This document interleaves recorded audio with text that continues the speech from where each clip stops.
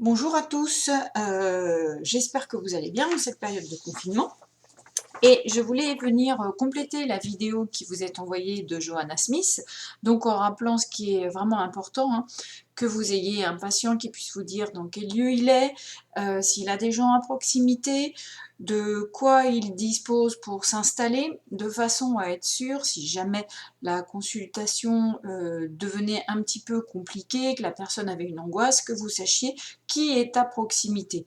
Difficile d'envoyer des secours, mais en tout cas de pouvoir avoir quelqu'un proche de la personne. Dans tous les cas, cela va nous inviter aussi à faire de la thérapie avec précaution. La thérapie Skype est efficace, à distance est efficace, et en même temps nous demande justement de nous adapter pour faire un soin majoritairement centré sur les ressources. En même temps, ça marche très très bien. Voilà, donc nous, en tant que PNListes, bien sûr, Johanna nous invite à prendre du recul. Ce qui est important pour nous, ce sont les yeux, de regarder le regard et si possible, quand l'image est un peu défaillante, ce qui arrive, de bien calibrer et de demander du coup à votre interlocuteur et peut-être à vous-même aussi de faire cet effort de parler un peu plus lentement et de répéter si nécessaire. Voilà, on ne fait pas un match de tennis hein, quand on est en Skype, on ne peut pas interagir rapidement. Moi, je vous demande de modérer un petit peu votre rythme. Voilà, et donc on calibre bien les yeux. Si jamais elles partent vers le bas, on demande à la personne, on vient chercher son regard et c'est là qu'on se rapproche de la caméra et on lui sourit pour la récupérer et lui dire, vous êtes avec moi, regardez-moi, on sourit, on est là.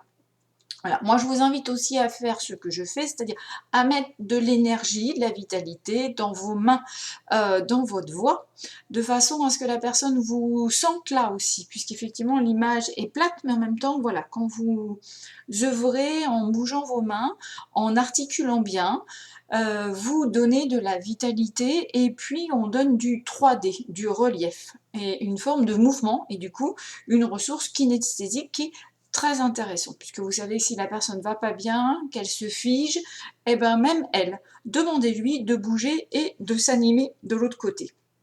Alors moi je vous invite aussi à avoir des petits outils et des associés pour travailler. Alors voilà, j'ai un associé qui a des beaux yeux bleus comme moi, enfin en tout cas lui a de beaux yeux bleus, et l'idée c'est que de temps en temps, voilà, ils viennent.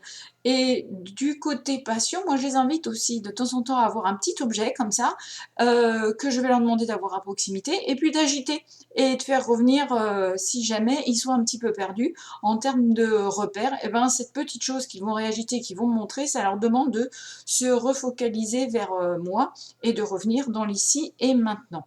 Et évidemment, ben, je vous invite à avoir une petite pluche un petit peu joyeuse, c'est plutôt sympathique. Voilà. On travaille comment? Majoritairement centré ressources, dans le présent. Du coup, ça va nous amener à utiliser quel modèle en PNL? Énormément de nos modèles sont utilisables. Évidemment, ceux qui se font en spatial, c'est un petit peu plus compliqué, même si parfois, on peut aussi, par exemple, envisager les niveaux logiques en montrant une feuille avec les différentes étapes et en étant un petit peu animé. Nous allons majoritairement donc travailler dans le présent, dans le futur. Nous évitons tous les modèles régressifs. Si jamais la personne part un peu en régression, si nous avons besoin de faire un travail dans le passé, nous le faisons de façon distanciée.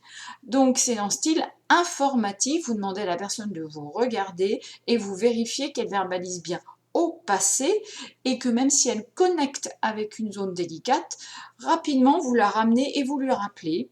D'ailleurs, vous l'aurez fait dès le début de la séance, que nous sommes tel jour, et qu'il est telle heure, et qu'elle est chez elle, et que vous n'êtes pas loin, en tout cas par la voix, vous êtes très près. Voilà. Je vous invite à faire aussi en sorte que la personne interagisse avec vous régulièrement. Pas de trop long temps de parole pour vous, pas de trop long temps de parole pour elle. Ça permet justement ce que je montre, ce balai de va-et-vient entre les deux, ce qui rend justement la thérapie plus vivante et dynamique. On dépasse le 2D et on va vers quelque chose de plus animé. Et comme ça, vous êtes sûr de garder de l'autre côté un patient bien animé, voilà, qui ne s'affaisse pas et qui ne risque pas de partir en régression.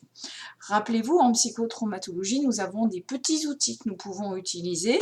On peut faire aux patients des petits types de respiration, le papillon avec les techniques de tapping, et puis on peut revenir sans cesse au petit objet qui peut être cette ressource et que vous pouvez avoir géré comme une encre. Ça serait un poisson encre de sécurité. Voilà. Enfin, je reviens sur le fait que la consultation doit durer 1 heure maximum, même une demi-heure si vous pouvez vous arranger en ce moment avec les situations difficiles pour avoir la personne 2 fois par semaine si elle se sent anxieuse. 1 heure maximum, parce qu'au-delà de 1 heure en Skype, c'est assez difficile. Je vous invite aussi à la fin de la consultation, quand la personne va être prête à quitter, de lui demander comment elle va maintenant, comment elle se sent, ici et maintenant. Voilà ce qu'elle pense, ce qu'elle garde, ce qu'elle a appris de la séance, en vérifiant bien qu'on est sur les ressources, et puis ce qu'elle va aller faire pour la remettre en mouvement dans sa vie et vérifier voilà, que l'index de computation est bien réuni. Et vous prenez un rendez-vous pour la prochaine fois.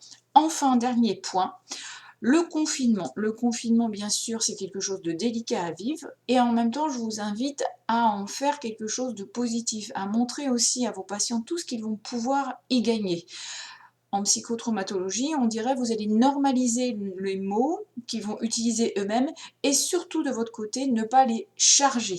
Voilà, c'est une période particulière. Qu'est-ce qu'on va pouvoir en tirer? Qu'est-ce que nous y gagnons aussi? Et qu'est-ce que nous apprenons?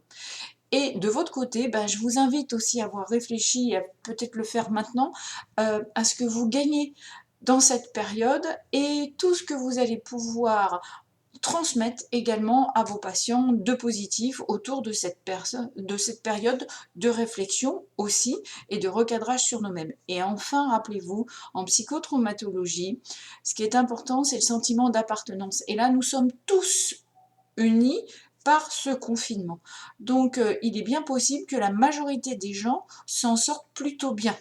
Voilà, donc à nous de penser que tout va bien aller et que nous avons quelque chose à apprendre. Voilà, j'espère que vous allez tous bien, et je me réjouis peut-être d'avoir des retours. Au revoir.